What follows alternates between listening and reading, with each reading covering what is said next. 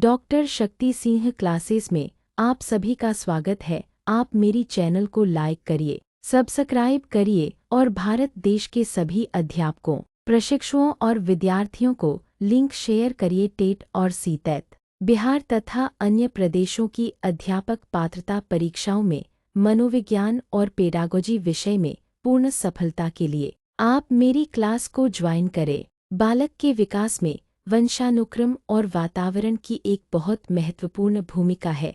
वंशानुक्रमवादी वंशानुक्रम पर बल देते हैं और वातावरणवादी बालक के विकास में वातावरण पर बल देते हैं। आनुवांशिकी के पिता ग्रेगर जॉन मेंडल कहे जाते हैं। आइए समझते हैं कि वंशानुक्रम क्या होता है। वंशानुक्रम से तात्पर्य है मानव की शारीरिक, मानसिक तथा अन्य विशेषताएं से है जो उसे अपने माता पिता और पूर्वजों से प्राप्त होती है इत्यादि की चर्चा की जाती है। बालक को अपना जीवन आरंभ करने के पूर्व माता के गर्भ में हुए गर्भाधान के समय जो भी विशेषताएं माता पिता और पूर्वजों से प्राप्त होती हैं को हम वंशानुक्रम कह सकते हैं। वंशानुक्रम के वाहकों को पितरेक या जीन्स कहा जाता है।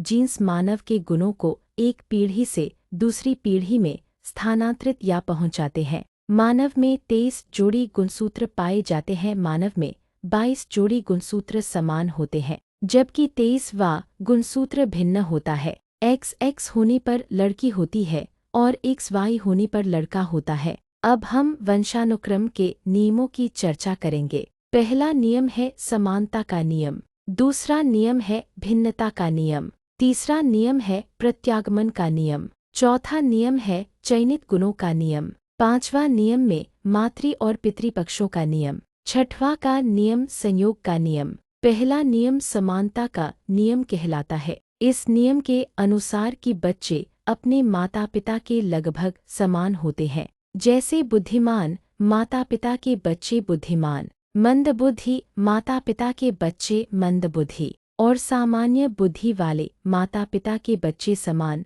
बुद्धि के होते हैं तथा शारीरिक रूप से सुंदर माता पिता के बच्चे सुंदर होते हैं और कुरूप माता पिता के बच्चे कुरूप होते हैं। वंशानुक्रम के द्वितीय नियम के अंतर्गत भिन्नता का नियम आता है। भिन्नता के नियम के अंतर्गत बच्चे अपने माता पिता से थोड़ा सा भिन्न होते हैं, अर्थात अपने माता पिता के पूर्ण समान नहीं होते हैं। कभी कभी बुद्धिमान माता पिता के बच्चे औसत बुद्धि या अल्प बुद्धि वाले होते हैं। कभी कभी गोरे माता पिता के बच्चे श्याम वर्ण वाले होते हैं।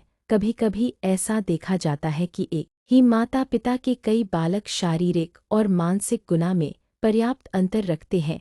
विभिन्नता के नियम का आधार माता पिता के वंशसूत्रों का भिन्न भिन्न संयोगों में संयुक्त होना होता है।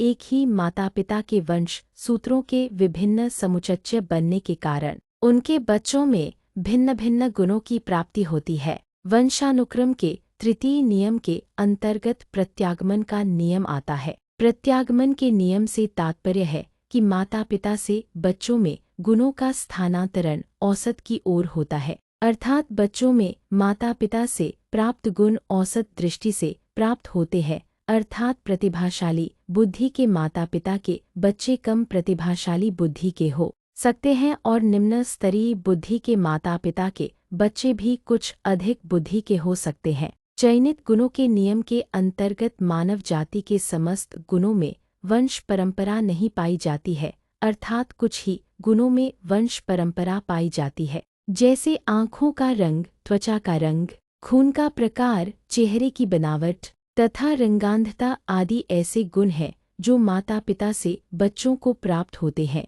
आनुवांशिक बीमारियों के स्थानांतरण माता वाहक का कार्य करती है। वंशानुक्रम के नियमों के अंतर्गत आने वाले मातृ और पितृपक्ष का नियम के अंतर्गत कहा जा सकता है कि बच्चों में गुणों का स्थानांतरण केवल माता और पिता के द्वारा निर्धारित नहीं होता है, बल्कि माता और उसके पूर्वज तथा पिता और उसके पूर्वजों से आधे आधे भाग गुण के रूप में प्राप्त होते हैं, अर्थात माता और उसके पूर्वजों से आधे, पिता और उसके पूर्वजों से आधे गुण बच्चों को प्राप्त होते हैं। वंशानुक्रम के नियम के अंतर्गत संयोग का नियम कहता है कि वंशानुक्रम की निर्धारण में संयोग का महत्वपूर्ण स्थान होता है, अर्थात हम वंशंकराम की पूर्ण सत्य भविष्यवाणी कभी भी नहीं कर सकते हैं। बच्चों में गुणों का स्थानांतरण वंश सूत्रों के संयोगवश बनने वाले समुच्चय पर निर्भर करता है। लिंग निर्धारण में पुरुष की महत्वपूर्ण भूमिका होती है।